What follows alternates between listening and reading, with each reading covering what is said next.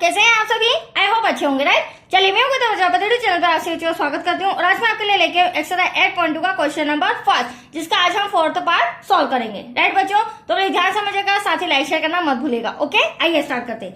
देखिए क्या कहना है इस क्वेश्चन में, निम्नलिखित के मान निकालिए। तो आप देख सकते हैं sine 30 degree, tan 45 degree, cosec 60 degree, sec 30 degree, cos 60 degree, then cot 45 degree हमें दिया गया है। तो ट्रिग्नोमेट्री टेबल के द्वारा ये जो हमें डिग्रीज दी गई है इनके हम वैल्यूज पुट करेंगे और उन्हें सॉल्व करके इस सम का मान फाइंड करके बताएंगे, राइट। जो कि ट्रिग्नोमेट्री टेबल मैंने पहले रिटर्न करके रखी है, तो जो भी हमें वैल्यूज दी होगी उसमें से हम छाट कर लिख लेंगे, राइट बच्चों। हाँ, और इसका पर्टिकुलर वीडियो भी बनाया है मैंने किस तरह से ट्रिग्नोमेट्री टेबल सॉल्व की जाती है। ओके, चलिए स्टार्ट करते हैं। सबसे पहले साइन 30 दिया गया है ना।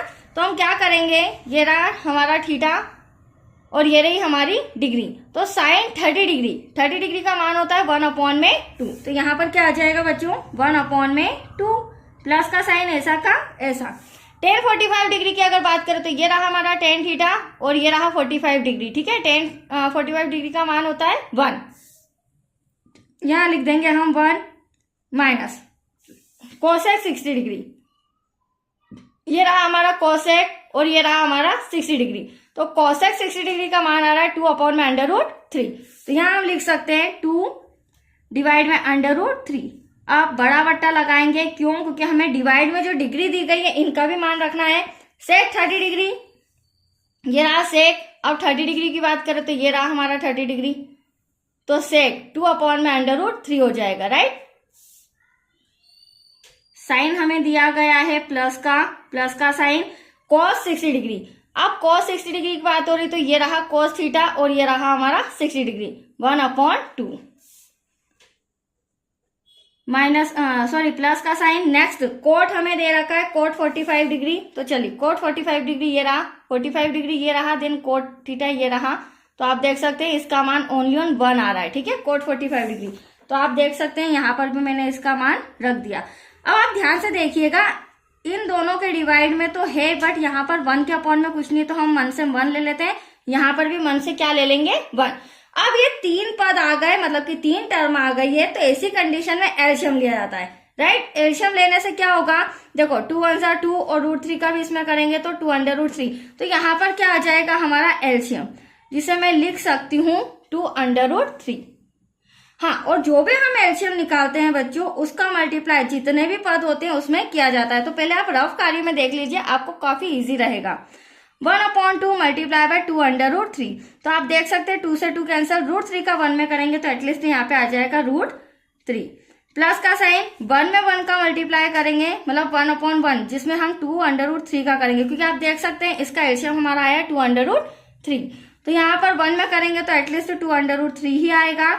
नेक्स्ट माइनस, अब करेंगे हम 2√3 मल्टीप्लाई बाय 2√3। तो √3 से √3 कैंसिल हो जाएगा, 2 2 क्या आ जाएगा 4। एनी डाउट बच्चों? अब नेक्स्ट टर्म में भी डिवाइड के नीचे भी आप देख सकते हैं यहाँ पर 2 है और √3, तो इसका भी एलसीएम लेंगे तो एटलीस्ट हमारे पास क्या आएगा, पहले तो हम बड़ा डिवाइड लगा लेते हैं फिर छोटा वाला। एलसीएम आ जाएगा हमारा 2√3। यहाँ तक कोई डाउट? अब क्या करेंगे हम, अब नीचे वाले पदों में भी, नीचे वाली जो टर्म है उसमें भी 2√3 का मल्टीप्लाई करेंगे। तो आप देख सकते हैं 2√3 मल्टीप्लाई बाय 2√3। तो √3 से √3 कैंसिल, 2 2 क्या हो जाएगा 4। प्लस का साइन, अब यहाँ पर बचा 1/2 में भी 2√3 का मल्टीप्लाई करेंगे, 2 से 2 कैंसिल, √3 का 1 में करेंगे तो आ जाएगा हमारा √3। प्लस अगर 1 में मैं एलसीएम 2√3 का मल्टीप्लाई करती हूँ तो यहाँ पे एटलीस्ट आ जाएगा 2√3। अब यहाँ तक तो हमारा हो चुका, ठीक है। अब नेक्स्ट स्टेप आप देख सकते हैं आपके सामने है, तो इसके डिवाइड में भी 2√3 आ रहा है और इसके डिवाइड में भी 2√3 आ रहा है। तो ये दोनों जब हम चेंज करेंगे, मल्टीप्लाई करेंगे तो ये क्या हो जाएंगे, आपस में कैंसल। तो हमने यहाँ पर डायरेक्ट ही कर दिया, राइट। अब नेक्स्ट स्टेप क्या हो जाएगी, सबसे पहले तो आप देखिए यहाँ पर 2√3 है और ये भी √3 है, मतलब कि दोनों रूट सेम है और प्लस का साइन है, तो रूट के आगे कुछ नहीं, तो 1 से हम क्या मानते हैं 1। तो 2 और 1 कितना हो जाएगा 3√3, राइट। ये क्यों प्लस हुआ है, क्योंकि दोनों के रूट्स सेम है। अगर अपोजिट होते तो ना हम प्लस कर सकते थे ना ही माइनस। माइनस का 4 एज इट इज ऐसा का ऐसा। डिवाइड की अगर मैं बात करूं बच्चों तो आप देख सकते हैं यहाँ पर भी वही कंडीशन फॉलो हो रही है। 2 और 1 3, तो इसे हम पहले लिख लेते हैं, और प्लस का 4 बचा है उसे हम बाद में लिख लेते हैं। तो ये एक जैसा आपके सामने सॉल्यूशन नजर आ रहा है। अब नेक्स्ट स्टेप क्या हो जाएगी बच्चों, डिवाइड में जो देख रहे हैं आप, रूट में संख्या आ रही है, तो यहाँ पर हमें हर का परिमेयकरण करना पड़ेगा, मतलब कि मल्टीप्लाई। और जब हर का परिमेयकरण करना होता है तो 3√3 प्लस 4, तो यहाँ पर क्या हो जाएगा मल्टीप्लाई में 3√3 माइनस 4, साइन चेंज हो जाता है। इतना तो हम समझते ही हैं कि बटे के ऊपर वाला अंश होता है, बटे के नीचे वाला हर होता है। तो यहाँ पर लिख लेते हैं हम हर का परिमेयकरण करने पर। तो आप देखिए हर का परिमेयकरण करना है तो इसे हम यहाँ पर सॉल्व कर लेते हैं। ठीक है, यहाँ पर करेंगे, देख सकते हैं आप, 3√3 माइनस का 4 जो हमारा लिखा हुआ था वो तो एज इट इज मैं ऐसा का ऐसा लिख रही हूँ। इसी का परिमेयकरण कर रहे हैं तो परिमेयकरण का मतलब होता है मल्टीप्लाई करना, राइट। अब डिवाइड में आप देख रहे हैं तो एज इट इज ऐसा का ऐसा, बट चिन्ह क्या आ जाएगा माइनस का। यहाँ पर भी हो जाएगा 3√3, मतलब कि डिवाइड के ऊपर भी माइनस चिन्ह चेंज होगा और डिवाइड के नीचे भी। तो आपको यहाँ तक क्लियर। चलिए आगे बढ़ते हैं। अब आप देख सकते हैं ये मेरा a माइनस बी, ये भी मेरा a माइनस बी, देन ये मेरा a प्लस बी और ये मेरा a माइनस बी। तो चूंकि हम जानते हैं a माइनस बी क्या होता है, a माइनस बी का होल स्क्वायर, राइट। और a प्लस बी और a माइनस बी क्या होता है, a plus B a minus B होता है a square minus B square, particular square लग जाएगा। तो यहाँ पे तो हम दोनों को ब्रैकेट में ही रखेंगे क्योंकि हमें यहाँ पर मल्टीप्लाई करना है, राइट। तो ब्रैकेट में आ जाएगा 3√3 माइनस का 4, मल्टीप्लाई में ब्रैकेट में 3√3 माइनस का 4।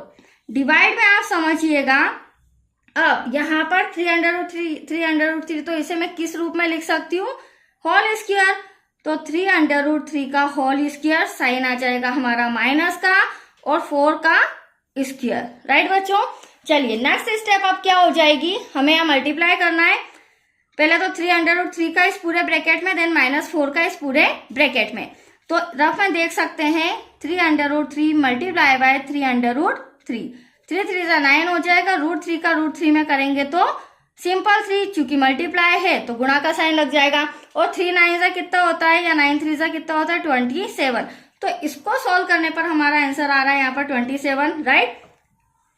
अब 3√3 का मल्टीप्लाई -4 में करेंगे तो प्लस माइनस 3 का मल्टीप्लाई आप इस तरह से रफ में देख सकते हैं, मल्टीप्लाई में 4, तो 3 4 जा क्या हो जाएगा बच्चों 12 हो जाएगा, √3 ऐसा का ऐसा। अब बारी आ रही है -4 की, -4 का भी मल्टीप्लाई इस पूरे ब्रैकेट में होगा, राइट। तो 4 माइनस प्लस माइनस, देन 4 3 जा हो जाएगा हमारा 12 √3, राइट। लास्ट में माइनस प्लस, और 4 का 4 में करेंगे तो आ जाएगा 16। अगर मैं डिवाइड की बात करूं तो आप समझ ही गए होंगे, 3√3 को सॉल्व करेंगे तो आंसर आएगा 27 माइनस 4 4 जा कितना हो जाएगा 16। हमारा आंसर आने ही वाला है। अब आप देख सकते हैं 27 में से 60 को प्लस करना, सॉरी माइनस तो हम डिवाइड में करेंगे क्योंकि यहाँ माइनस का साइन है। ये 27 प्लस का है और 16 प्लस का है, 6 6 13 और 1 12 और 1 13, 2 1 3 और 1 4 हो जाएगा। अब माइनस क्या होता है बच्चों, प्लस होता है। तो यहाँ पे 12 और 12 क्या हो जाएगा 24 और √3 ऐसा का ऐसा, बट साइन किसका आता है माइनस का, ये ट्रिक ध्यान रखना। तो यहाँ पर माइनस का साइन आ चुका है। 7 में से 6 गया 1 बचा, 2 में से 1 गया 1 बचा। अब आप देख सकते हो आपके एनसीईआरटी बुक में कि हमारा आंसर भी आ चुका है, राइट। तो आया आपको समझ में, बहुत ही अच्छा सम था, छोटा सा, कंप्लीट हो चुका है। और नेक्स्ट वीडियो मिलेगा आपको इसका next part. Okay, thank you बच्चों।